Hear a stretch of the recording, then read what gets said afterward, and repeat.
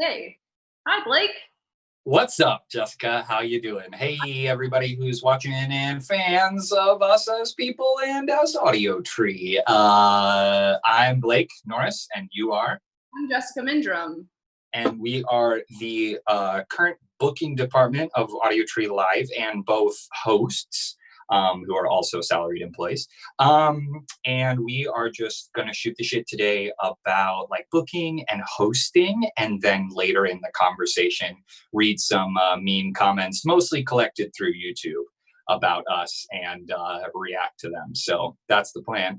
I'm curious, Mindrum, you can go ahead and start. I would like, first of all, to know how you sort of found out about Audiotree, or like what drew you to Audiotree in the first place?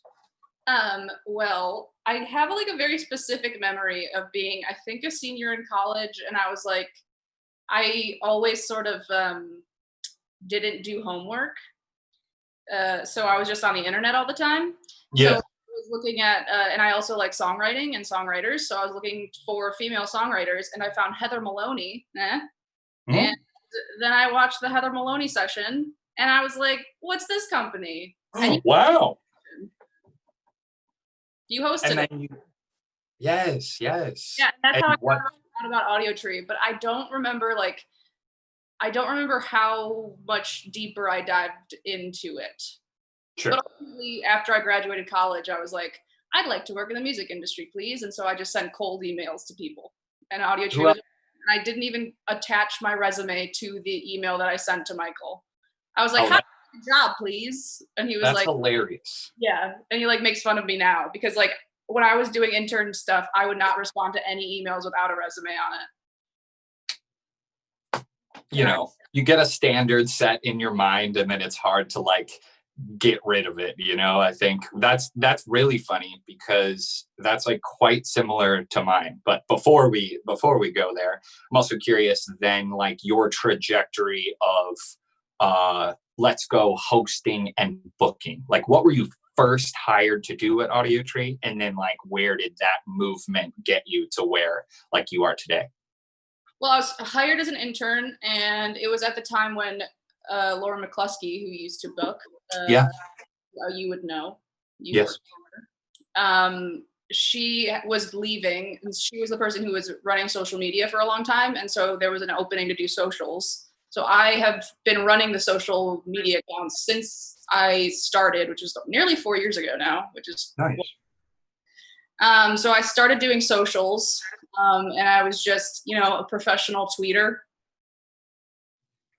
And then I remember it was like April of 2017, and Lewis Watson was on the schedule, and I was like, I want to talk to him about songwriting. And so I like called you, I think, and I was like, do you think that I could like host, do you think?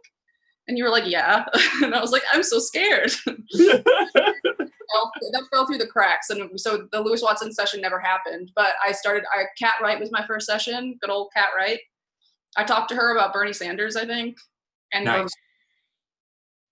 And then, so I've been hosting now for 3 years, and then only started booking in January. And so I was thinking about that the other day. I was like, we were like booking together, and it was awesome, and it was going great. And then a pandemic hit, and then it was like, here's a new thing that you do with no manual, because no one knows how to book music in a time of a pandemic. Yeah, absolutely. I had forgotten that it flipped so quickly. Like it had only been since January that we were, well, I guess technically December, but like over the new year, then we started like booking together. That is funny to think about. It was literally like 2 months of programming, and then quarantine hit, which is about. And I also love the looking back to when it all started, the idea that we were so young and naive. We were like, we'll book stuff for like May. We'll book sessions in May, and everything will be normal. Dude, and then it just then it just totally uprooted to everything. Goodness gracious. But I think, we're trying to figure out like what our role is now. And I think it's something we can talk about later, but like part of it now is booking this kind of stuff. I mean, we're still booking this, and like we have a broadcast tomorrow, and we've talked to Rick, and we're like, you did an IG live yesterday, and we started on IG live, not interacting with it much. And then started doing like Q&As, I guess, interviews attached to them. So, a work in progress and all that. But yeah, for my version of that story, I also started out as an intern. I was the first intern who was then hired, and I was interning at pretty much the same time as Austin, who is producing this show, and Keelan, who is no longer with us. Not in life, he's still alive. I just mean at Audiotree, he's no longer with us as an employee.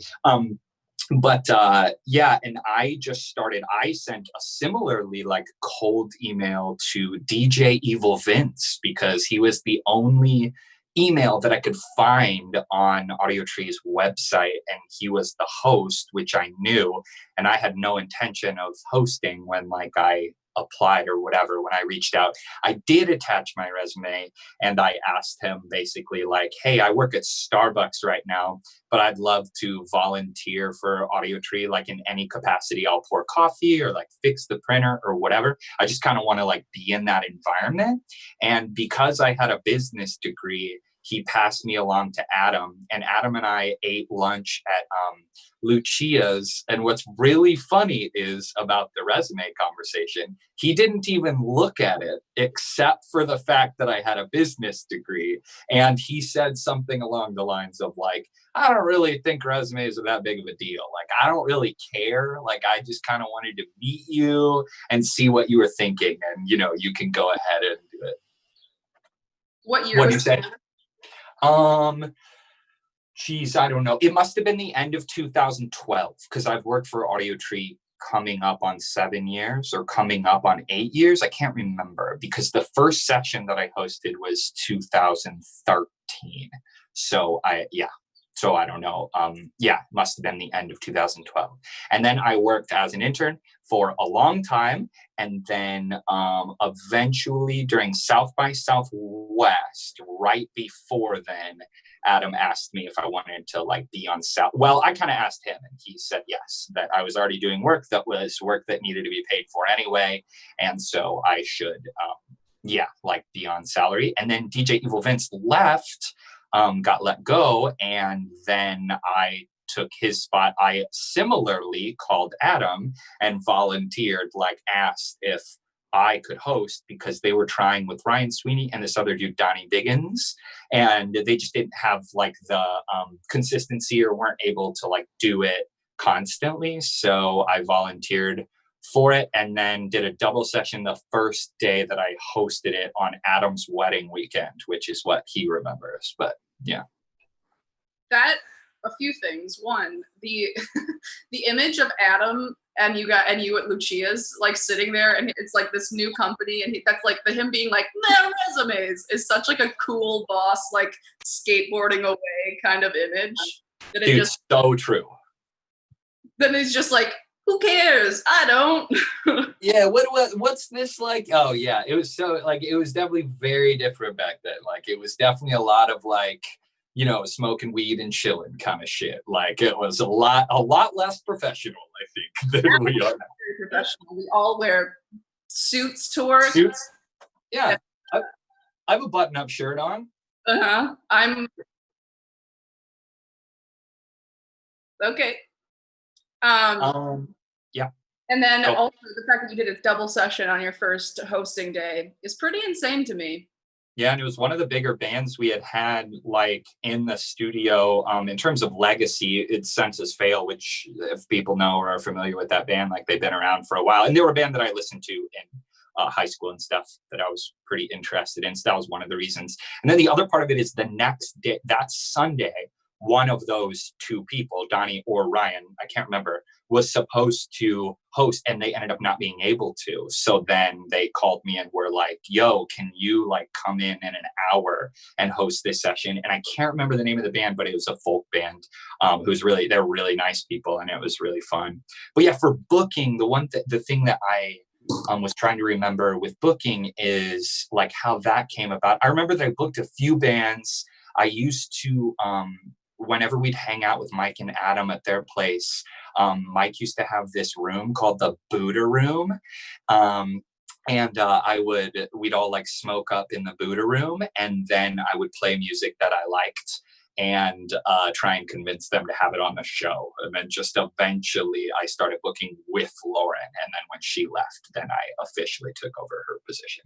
Our producer is telling us that we are going to take a couple of minute break. So in just a minute, we will be doing that just so viewers know.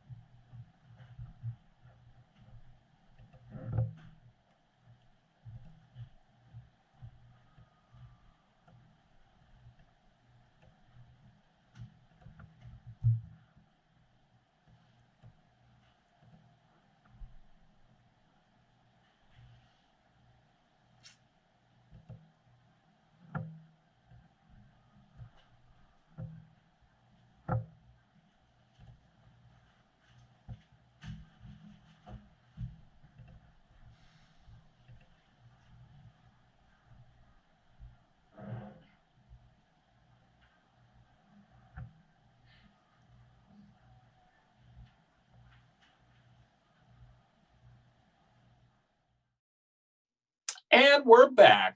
Sorry about that. Tiny break so everyone could see a real cute dog.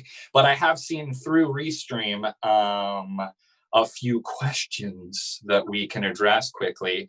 Ian Banghart says, Blake, has anyone ever told you that you have the energy of a golden retriever? Yes, they have told me that. Thank you, Ian. Also says, all my friends say you're the best host. Wow. Thanks, Ian.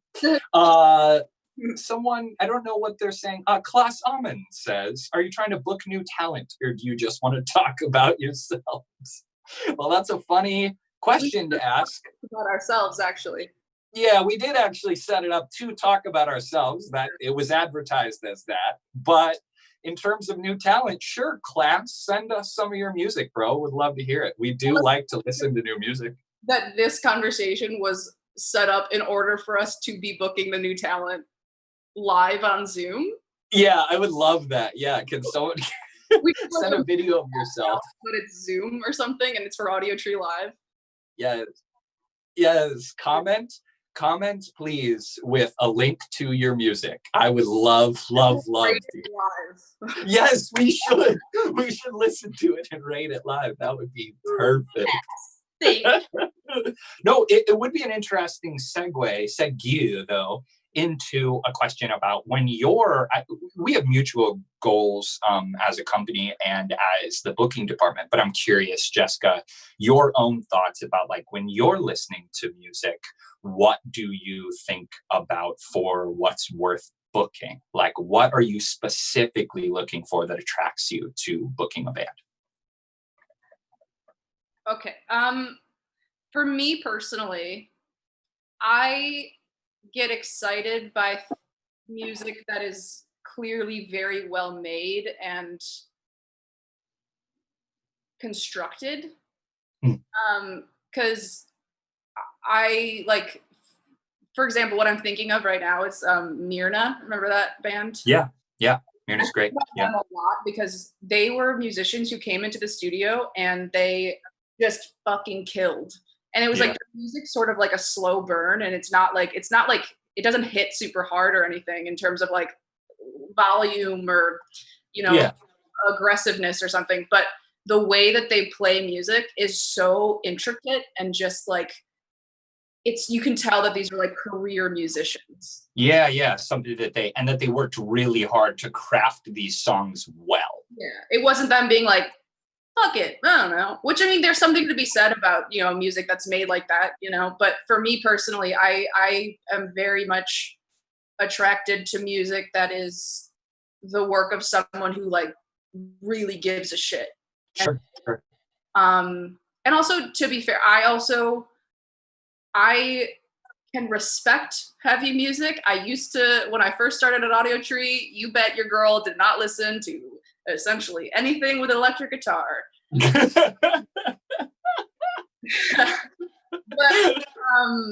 I feel like I have made strides. I like post-punk now, so.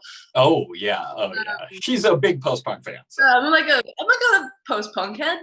But I also like I gotta be honest. I love melodic stuff and I love pretty things. I like. Sure. I'm a big fan of pretty music. Yeah. I've recently gotten better at for example, I don't like Bob Dylan very much only because his voice pisses me off. Yeah, it's like kind of froggy and ugly. Bad taste. Yeah. For sure. Okay, I have a few questions for us. Joshua Kellogg asked, do you guys ever worry about being too specific or vague with your questions? And how do you decide what level of detail is right for the interview? First answer, yes. I very much worry about being too specific or vague with your questions. And how I decide, I don't know, it's hard. It's like a read on the people. I often try and feel out like what they need, or usually in terms of like the way that I approach hosting a session, I always think about like starting more open and vague and moving into specificity. That's usually like my move. What do you think about that? Well, I was going to ask you, because you usually do more breaks than I do. You do like 3 or 4, I feel like. Do you ever, because for me, the trajectory of how I do questions is like the first break is sort of like, how are you guys doing? More vague. And then the second or third break is more like specific about albums, about specific things that I read, stuff like that. Yeah.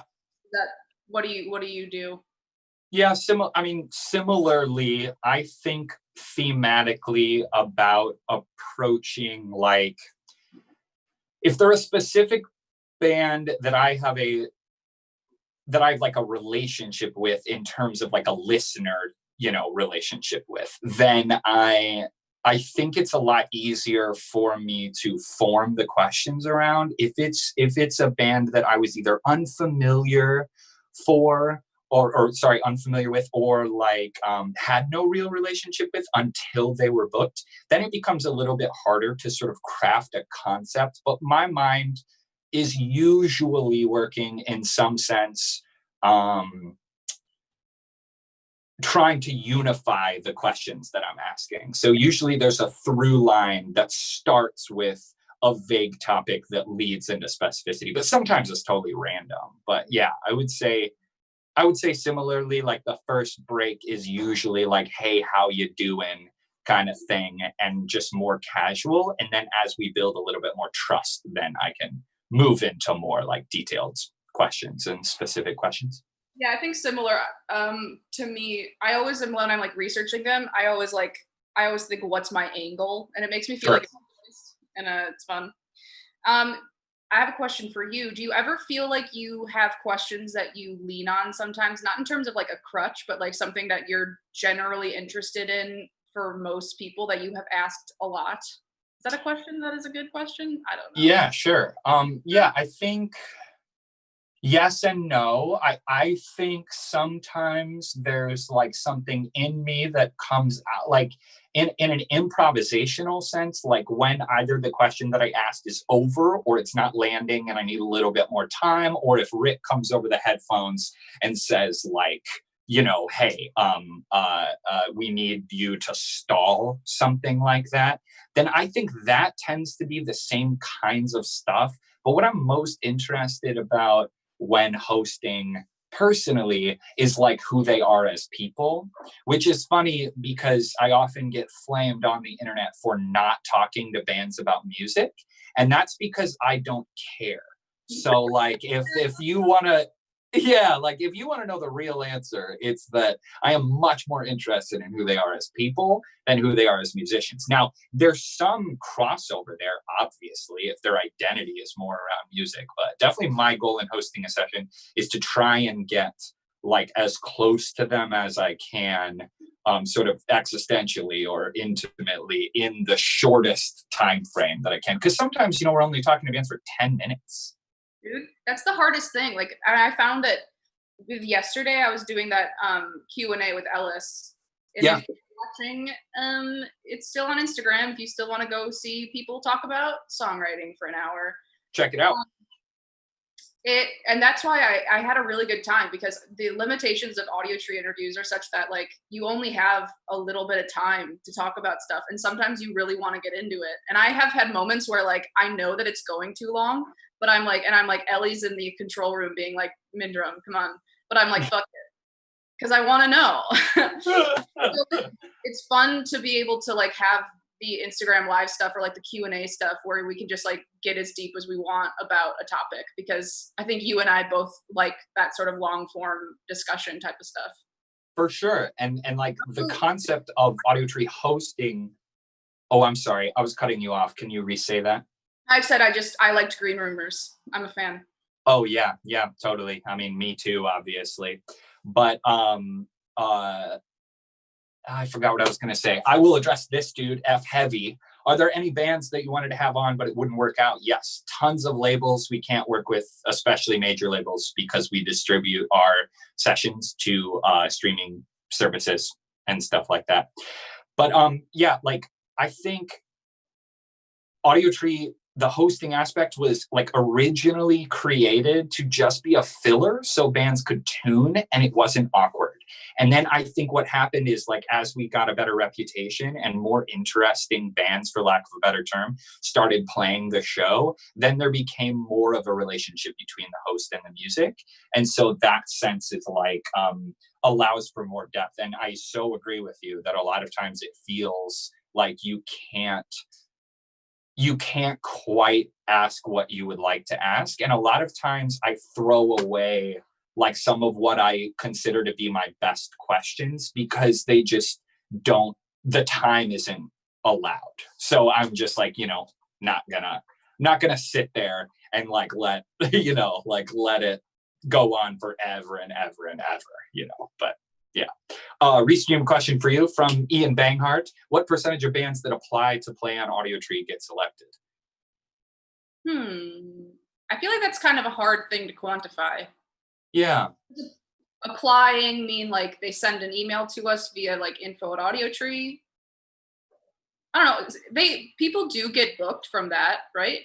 Yeah. For sure. I don't know the percentage. Yeah, I don't know the percentage either. It's low because we do like between 10 and 15 in good times, obviously not quarantine times, but in good times, we do between 10 and 15 sessions a month, and there are thousands and thousands of bands. So a very low percentage, I guess, is the answer. But I wouldn't know, 5 or something like that. Oh, Joshua Kellogg says, this is all super interesting. Wow, thanks, man. We love you. Having hosted from my perspective, having hosted some radio, did either of you have that sort of background before this? My answer is kind of. My dad was like radio DJ in college a little bit, so I was familiar with it conceptually. But the biggest thing for me is I have like a theater background. Like I had always been a pretty animated kid. And I was in a lot of plays, some plays, and I was the captain of my improv team in college. And so the kind of like that feeling of getting on a mic and just being able to shoot the shit with somebody was pretty easy, I think. For me, like that's a pretty familiar action for me. What about you? Well, first of all, I can't believe I didn't know that you were the captain of your improv team, and it has come up twice today. Yeah, sorry. It's something that a lot of people, I think, find very odd, so I don't necessarily share it. It makes sense. But what? What did you say? Sorry. I don't find it very odd. I think it makes sense, but it's just surprising that anyway. I also did improv when I was 16, and I was terrible at it. It was really fucking bad.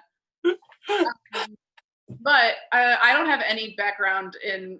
I didn't even do like college radio. I was too busy doing college a cappella. Yes. Yes. We have a. Somebody's asking. Christopher Watkins is asking Blake and Jessica, "Can I get an autographed photo of you guys?" You sure can, Chris. Right after this. One time for Christmas, I gave my cousin a autographed headshot. Oh my God, that is amazing. Yeah, that's so good. I don't think I would do that. But my background is watching a lot of YouTube videos of interviews growing up. Nice. Yeah, and I think as not to brag about myself, I guess, but it's become sort of easier in some way for people to fit in the role because the role's already defined and allows the person to be like flexible within it. But it was somewhat true for me as well. Like I was given the reins of what hosting Audiotree already was. I changed it a lot, but it's kind of the same as it's always been from the beginning, which is one of the reasons why these kinds of things are really interesting and intriguing to me, and why I've been talking with our producer Austin, who's setting this up, about like especially engaging with the chat, because I think that's something that's important. People who can't quite be there but who are there in the chat need to be recognized, because there's always people in the chat rooms on like during chat rooms, lol. It's 1994, who are in the chats while bands are performing and stuff like that. So yeah, I do occasionally like to look at the chat during the live streams. Yeah, fun. Yeah, I think so too. Austin, is the internet okay, or? Okay. It's all right. Okay. Yeah, we'll finish it out and then we can figure it out. If with that note, why don't we move into comments? So one of the themes that we wanted to do here was where a lot of people like to say mean stuff about us on the internet. Some people say nice stuff about us on the internet. Some of it's kind of rude and cold, and some of it's whatever. But we're going to go ahead and read some of these. Jessica, do you have access to it, or would you like me to read them? I have access to it. Okay. I will start. Why don't we just go one-on-one? So, like, I'll read one, and then we can talk about it, and then you read one. Okay. All right? All right. I will open the first one now. We have deleted the names, except for maybe in some cases. So, just so you know. One of these says, yes. Okay. Ready? This one says, hot, stupid chick with pink on her. Perfect. You don't often, I feel like you don't often wear pink. I was watching pink hair, I think. Oh, okay. I see. But that one's kind of a slow burn, you know, because it's like hot, stupid chick. So bummer that I'm stupid, you know? Yeah. But cool that I'm hot. Yeah, like if they said ugly, smart girl, like what's better? Like I feel like hot, stupid chick's probably better. Stupid chick. Perfect. All right, you ready for the next one? You gonna read the next one? I'll read the next one. This one has 42 upvotes. Wow. I shouldn't say that, but it. No, you should. I love it. I love the host. He sounds / looks like he's going to poop and pee on accident. Oh my God. You know, when I was a kid, I definitely wet the bed a lot later than like normal kids do. And I would always say like 7, you know, I'm not talking like fucking 18, but yeah, 7 though. I would often wet the bed when I was around that age. And I would tell, it was always at my grandparents' house for some reason, probably unfamiliar territory. And I would always just tell them, no, I was just sweating a lot. And they would, so that became a joke in the family. Oh, it's Sean. It's from Sean. Yeah. A fair amount of the ones about Blake were from Sean. Oh yeah, people love to make references like that. I've only pooped myself on accident one time, and it was when I was very ill. It was awful. The first one was from a Math Rock session as well. So all I'm saying is that Math Rock people need to stop bullying us. Dude, agreed. All right, you ready for this one? Yeah. Wait, can you say how many upvotes it has? Because I think. Yeah, of course. Okay, this person's name is Obnoxious Prick. It's 707 upvotes. Did someone put Coke in the host's 5 cups of coffee? I assume that's about me, because most of the time it's any reference to me is about Coke. I've never done Coke. I would not want to do Coke. I'm much more interested in chilling out than doing Coke. I'm also not sure why people think that energy and cocaine have to coincide, but whatever. Because cocaine is like an amphetamine? Yeah, but I just need like, can't I just be an energetic person? Obnoxious prick, you are one. All right, your turn. Yeah, oh yeah. All right, you ready? This one says, God, terrible interviewer, terrible person to interview. Oh, so that's a both. That's kind of a burn on either me or you, and a burn on the band. I remember who it was. I don't know if I should say it, because I don't think that the band was bad to interview. I think that, but this is something that's interesting about hosting, is that sometimes people aren't bad to interview. They're answering things thoughtfully. It's just that sometimes they're quiet or introverted, and they're not going to be like, I love being on camera and let me answer all your questions with gusto. I don't know. Yeah, exactly. And I think like one component of it too is just sometimes you just don't click. This might not be the case with this one, but sometimes you just don't click with a person. Like it's just like any interaction. The joke that I always make, which is probably because of, you ready for this? The third time I'm going to reference it, improv, is that hosting an Audiotree session is like doing improv with really bad partners. It's essentially like you have to meet them. You don't know like them. You've probably never met them before. And then you have to pretend or find a way to like find a connection with them instantly, you know? Yep. So, and that's why I get mad when people say like, oh, they're so awkward. Like Audiotree interviewers are so awkward. I'm like, you try being friends with someone or seeming like you're friends with someone you met 2 hours ago. Yeah, I also love that that's the kind of person who puts that on an internet comment. Like, I'm sorry, obnoxious prick. I bet your social life is giant, you know? I bet you have so many friends that you needed to come with this. Okay, ready? I will read this next one. Number 5. Oh, it's in small font here, so I'm going to zoom over. The interviewer guy is a young Matthew McConaughey, coming down off coke, having an anxiety attack after having taken more coke, trying to come back up. Jesus. That's like they like thought about that. I bet they fucking edited the comment. That is honestly such a good burn. But you know what? Just like your hot stupid girl, I'll take Matthew McConaughey. Sure as hell I will. All right. Am I? Yeah, right. All right. Yes. All right. You next.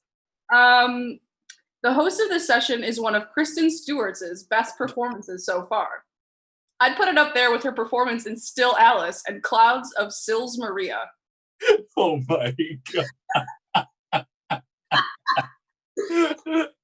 I think that the joke here is that I seemed like I was being apathetic. Sure. Or like disconnected or like fucking aloof and cool, you know? Right. But thank you. I am an incredible actress. Who has a career and who has succeeded in being an actress. I'm a very good actress. It has 5 upvotes. 5 people agreed with that person. Wow. 5. All right, moving on. Here is number 7. The interviewer is like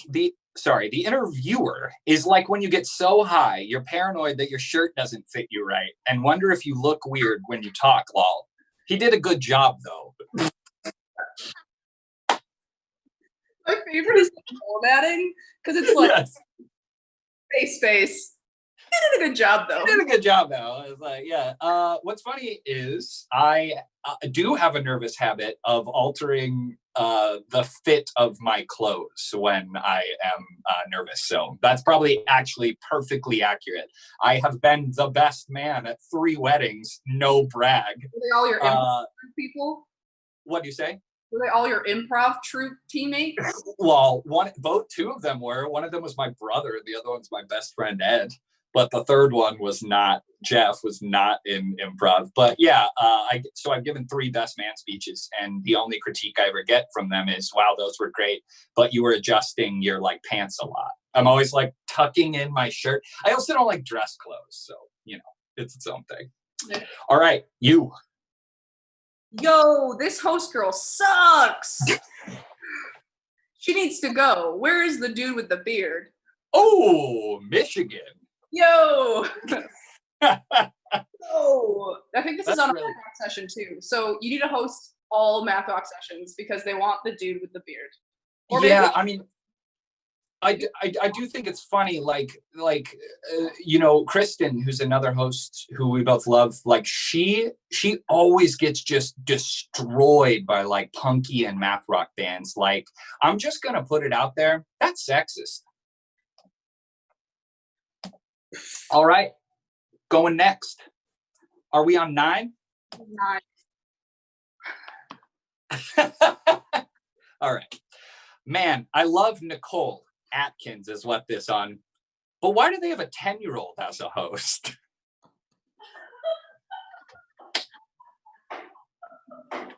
That is about Jessica. Everyone just look at her. She is not 10. I could have been 10 3 years ago. I've aged rapidly. But the thing about that session is that day I made a very, very like conscious decision to not wear my glasses. So I think because I didn't have these bad boys on, they were like, "Is she 10?" That is amazing. It's The answer really is good. yes. Yes. Last one. This one. This is a twofer. Oh my god. I didn't see this one. Big props to the band, obviously. I just want to point out, damn, the host is one of the best interviewers out there. So casual, yet so not a single reason to skip the talking part. What? He's like and then someone in the reply said, he's like a dog that caught up to the car that doesn't know what to do. Oh my god. Oh, that is the third dog reference as well. It's just a dog on coke, apparently, is my review. The review of Blake as a host is a dog on coke. And secondly, if you stole that from The Dark Knight, shame on you. Shame on you.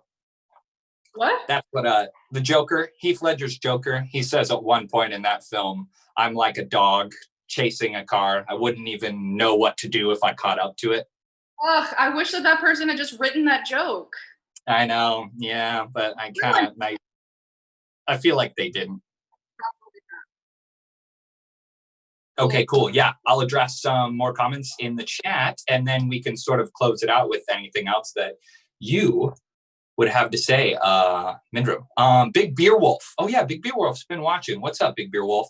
Is it hard to know when to take the wheel on an interview and to when to just let the host go? Hard to know.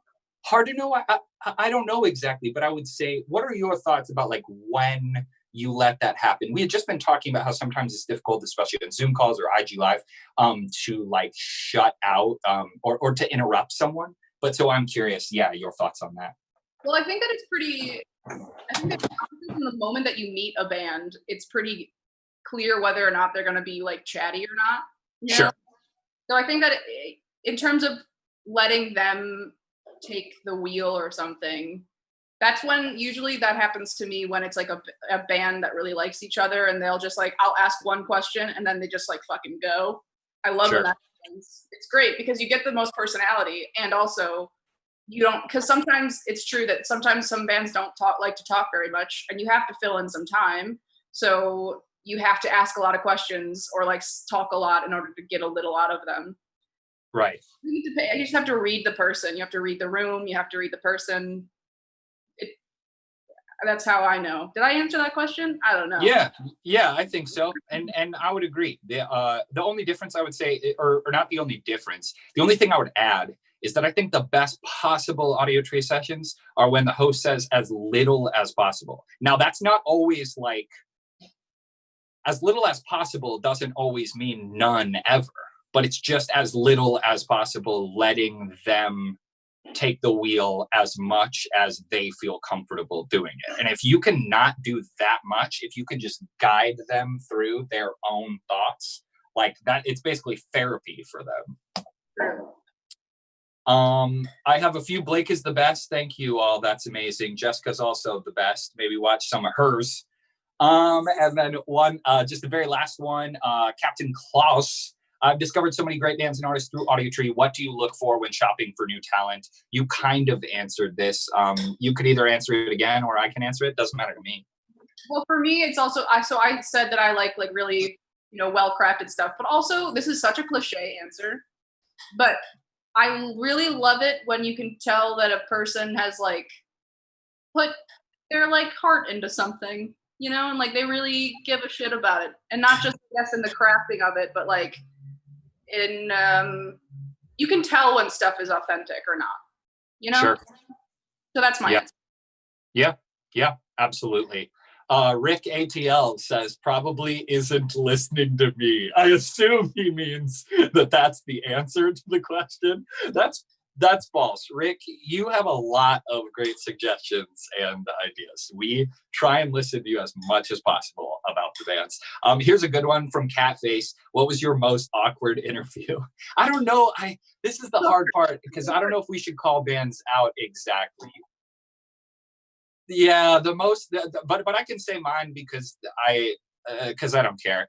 The most awkward interview I've ever done was with the band Nothing. They were incredibly nice out like in the just room, not in the studio. Really cool. We watched a bunch of videos of Daewoo's song, skateboarding, and like chilled. It was really cool. And then we went in the interview, and I think they turned on their brand, and then they were just like awful. So if you want to watch the most cringy thing ever, watch the Nothing session. It's terrible. Ooh, it's a tie between two. One is one that that actually prompted the reason that every band that comes through, I ask them, is there something specifically you want to talk about? And then I also ask them, is there something specifically that you do not want to talk about? Because I had an experience with one band where I asked something at the end and the artist did not want to answer that question, either because they didn't want to or because it was a contractual thing. And it was incredibly uncomfortable. And it made me want to die. And then I also have an experience of just like one band where, yeah, they were just like pretty cool, you know, and I asked questions and they like just one word answers. And I was pretty new at that point and my brain just like fucking broke. Like my brain break. Dude, because they answered the question with one worded answers. And I was like, I don't know how to do this. So I was like, go on your next song. Oh. Dude, yeah, it can be so hard when they don't give you anything back. There's a session that I won't reference them, but I asked them one question. I was just telling Mindrum this today, but I asked them one question and they just sort of like mocked the whole thing. Like I could feel that they weren't interested. They're also the kind of band who like their sound team loaded in and checked all their gear and they were incredibly hungover. And so after that question went really badly, without like making it a big deal or anything, I just stopped asking them anything else. I just made them go into their songs. I just made them play their whole set. And then when they left, I didn't tell them goodbye. Because there's something where it's kind of like, I'm too old for this shit. Like, I've been doing this for a while. Audiotree's cool. If you don't get it, I don't know, leave. Take that. Take that. And Popeye Media says, will you guys do another one of these? Yeah, maybe. Yeah. We're going to do more with more people that are behind the scenes. Maybe someone who is producing this very stream. Yes, Austin Isaac Peters. Okay. Well, thank you everyone. Thank you everyone for watching. There are definitely a few links that we should engage with that are actual bands. Thank you people for asking questions. And thank you, Austin. Thank you, Mindrum. Anything else to say? Just 99.9% of the bands that we have hosted and have had on Audiotree have been super fucking rad, and it's a great time to get to hang out with people and book bands and hang out with, you know, the people who come through this old studio. Hanging out For sure. It's very rare that it's awkward or uncomfortable. So yeah. I totally agree. Most people get it and understand. So we'll be signing off then. See y'all later. Goodbye.